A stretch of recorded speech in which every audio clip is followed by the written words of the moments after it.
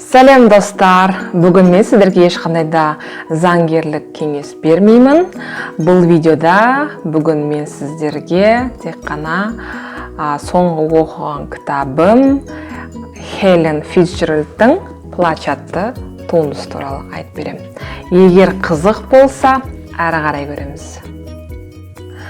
Хелен ол 1966 жылы Австралияда туылған жазушы, сценарист.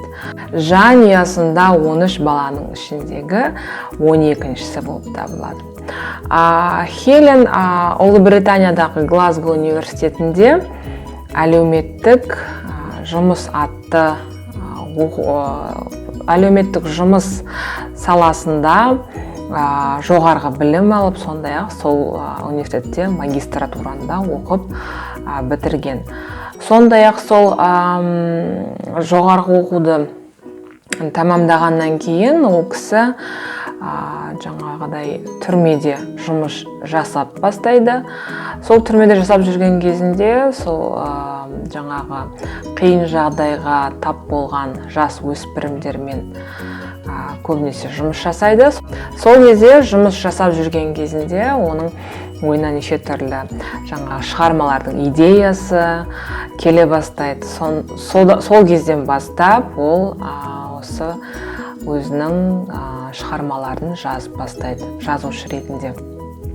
Әрине оның шығармалары сондай психологиялық тұрғыдан өте ауыр тиюі мүмкін. Себебі шығармалары өте сондай ауыр, өте қатты психология тұрғысынан қатты адамға әсер етеді. Осы айда мен оқыған кітабым ол «Плач» атты туындысы Хеленнің. Бұл туындыда Джоанна мен Алистер деген екі жас жұбай жаңағыдай самолетқа Австралияға қарай бет алады. Алистердің жаңағы туып өскен жері, яғни Алистердің анасының үйіне қонаққа баруға тура келеді. Сонымен самолетте 7-8 сағат ұшуға тура келеді. Джоанна жақында ғана нәрестені дүниеге әкелген. Ол нәрестенің есімі Ной, оған небәрі сол 2 айлық болады ол нәресте. Сол нәрестемен бірге ұшаққа отыруға тура келеді. Ұшақта ұшқан кезде ол нәресте өте қатты мазасыз болады. Өте көп жылай береді, жанындағы жолаушылардың мазасын алады. Ал Джоанна жас ана ретінде оның ешқандай сол жұбата алмайды баласын. Жұбата алмағандықтан кейбір тыныштандыру дәрілерін беруге тура келеді сол нәрестеге. Кейіннен сол самолеттен түскеннен кейін екеуі таксиге отырады. Таксиге отырып жолда жаңағыдай машинамен келе жатқан кезде Джоанна өзінің баласының жаңағыдай ешқандай дыбыс шығармай жатқанын байқайды. Сондықтан сол кезде баласының қайтыс болған, яғни өлгенін біледі екеуі, жұбай екеуі. Кейіннен сол жаңағы Алистер ол мықты пиар маманы болғандықтан, оның алдында қызметі, жаңағыдай жұмысы, лауазымы болғандықтан, ол жаңағы Джоаннаға сол баласын өлген ешкімге айтпай, баланы барып көміп тастауға көндіреді жаңағы Джоанна. Сөйтіп екеуі барып, жаңағы бұрынғы досы Алистердің соның үйі бос тұрған кезде барып, соның үйінің алдына қазып, сол жерге баланы көміп тастайды. Кейіннен екеуі жаңағы машинамен дүкенге кіріп шығады. Кіріп шыққаннан кейін сол жерде айқай-шу көтереді. Біздің баламызды ұрлап кетті көліктен, көмектесіңіздер деп. Сонымен полицейлер келеді, журналистер келеді, көп жаңағыдай жақын маңдағы жаңағы естіген білген көршілердің барлығы жетіп келеді. Сонымен Алистердің мамасы да сол болған оқиғаға сеніп қалады. Яғни олардың жаңа Алистер мен Джоанның айтуы бойынша, барлық адамдарға айтуы бойынша баланы ұрлап кетті дейді. Сонымен барлығы жаңағы баланы, 2 айлық баланы іздеуге кіріседі.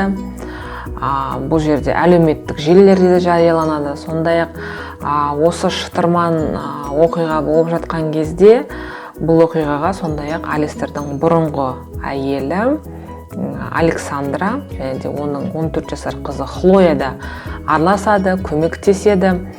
Алайда мынау Джоанна осы оқиғадан кейін жаңағы психологиялық ауруға ұшырайды. Яғни жаңағы депрессия басталады, ода галлюцинациялар басталады. Сонымен қатар күнде түнге қарай өзінің баласының айғайлап жылаған дауысын ести бастайды. Оны әрине өзінің жұбайы Алистерге айтады, бірақ ол оған мән бермейді. Екеуміз келіскендей сценариймен жүреміз дейді. Себебі егер екеуміз сол баланы жаңағыдай өліп қалды деп айтатын болсақ, міндетті түрде оны біз өлтірді деп ойлайды барлығы. Сондықтан да екеумізді түрмеге отырғызады деген дәлелдеме келтіріп, жаңағы өзінің әйелін соған сендіріп, өте қатты сондай психологиялық напряжениеде ұстайды десе болады. Так, тағы да не айтуым керек еді?